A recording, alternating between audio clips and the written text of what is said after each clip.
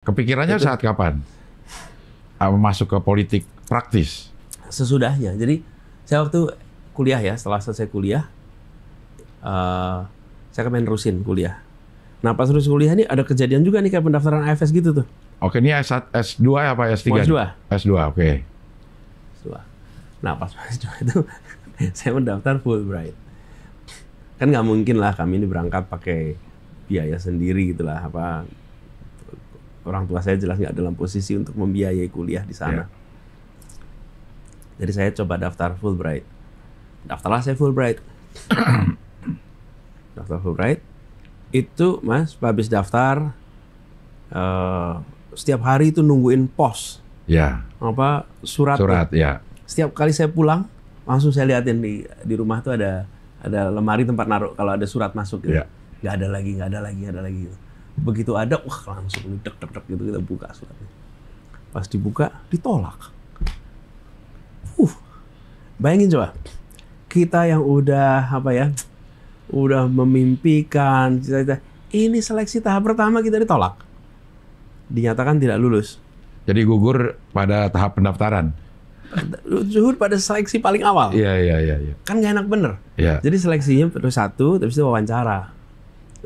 Jadi saya ini nggak dipanggil wawancara, ditolak di sini. Terus saya juga nggak tahu gimana ceritanya, tapi yang jelas gimana awalnya. Terus saya ke Kopma UGM Wartel, naik motor, nelpon ke kantor Fulbright di Jakarta. Ya. Saya telepon, saya tanya sama kantor Fulbright, bisa nggak bicara dengan yang menandatangani di situ. Ada kepalanya sama sekretarisnya. Terus ada sekretarisnya namanya Pak Pit. Saya bicara dengan Pak Pit. Pak, nama saya Anis.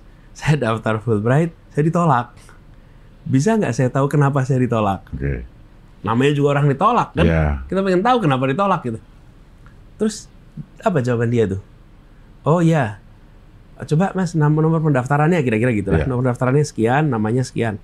Oke Mas, nanti 10 menit lagi, 15 menit lagi telepon ya, kata dia. Dia tutup. Itu 10 menit, 15 menit terlama dalam hidup saya itu Mas. Okay? Iya. Dok. Nunggu di wartel tuh. Di wartel. Di Kopma UGM. Terus saya telepon lagi. Diangkat nah dia ngomong. Ya, kira-kira ginilah Dek. Saya sudah lihat filenya, Anda ditolak karena bidang yang Anda pilih berbeda dengan bidang yang disediakan. Oke. Karena kami tidak menyediakan beasiswa untuk bidang yang Anda pilih. Terus, boleh nggak saya ganti bidang? Saya bilang, oh boleh. Anda mau ganti bidang apa? Ya adanya apa gitu. Oh saya milih bidang saya ternyata nggak ada kok gitu. Mas, fakultasnya apa? Saya bilang saya fakultas ekonomi. Ya udah nih ada international trade. Mau nggak kalau international trade? Mau. Gitu. Oke, kalau gitu kami baca ulang. Oke. Dibaca ulang. Kira-kira seminggu kemudian saya dapat surat diterima lolos. Bukan diterima, lolos. Untuk interview. Untuk interview. Oke. Lolos interview, saya interview, akhirnya dapat beasiswanya. Nah, itu kan kejadian saya baru lulus kan ya. Iya. Sekian tahun kemudian, ketika saya udah pulang, saya udah aktif, saya kemudian terpilih menjadi boardnya Aminef. Aminef itu? Aminef itu Indonesian American Education Foundation. Oke. Ini yang mengelola program Fulbright. Oke. Nah, pada saat saya di situ, Pak Pit itu masih bekerja di situ, Mas. Oke. Sekarang saya jadi boardnya, dan beliau masih menjadi manajemen dari situ. Iya. Tanda tangan surat masih dia. Ya, mungkin udah lebih tinggi lagi lah waktu itu. Iya. Tapi saya selalu bilang sama anak-anak yang mau pada berangkat kalau sambutan, bahwa saya ini mendapatkan program ini karena tangan Tuhan lewat Pak Pit itu. Coba kalau Pak Pit itu, waktu itu tuh, jawab telepon saya bilangnya gini, Mas, udah tutup. Anda gagal. Silahkan coba tahun depan. Selesai, Mas. Beda lagi cerita ya? Nah, ada. Apa susahnya buat dia bilang begitu? Mas, udah selesai. Enggak tuh. Dia bilang, oke, Anda telepon lagi ya.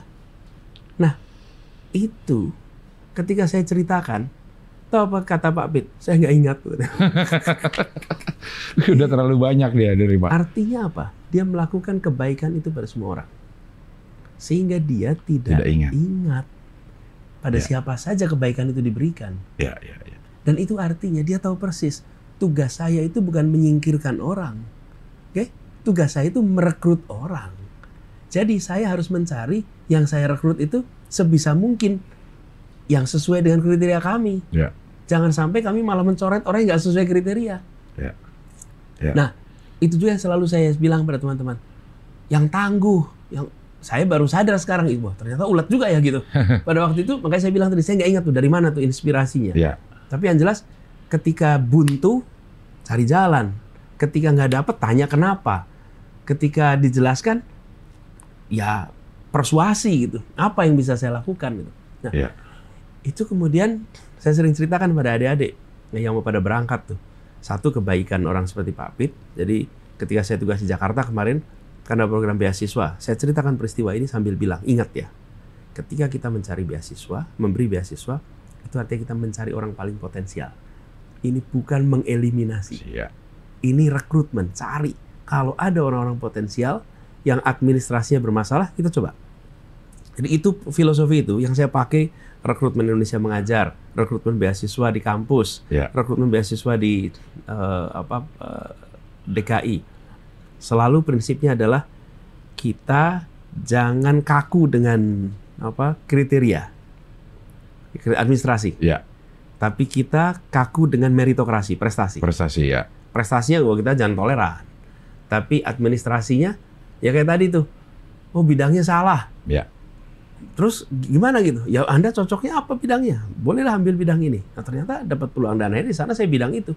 Jadi saya akhirnya ketika kuliah di Amerika bidangnya adalah international economy, international trade. Gitu ceritanya. Oke. Di S3 ngambil?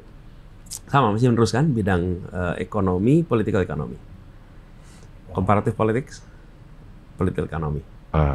Nah, jadi balik pada soal cita-cita. Ya. Waktu itu cita-citanya sekolah aja. Saya ketika lulus mau kembali jadi dosen, ngajar. Jadi rektor lah. Kemudian jadi rektor. Akhirnya saya jadi lebih banyak jadi manajemen saya ini. Oh.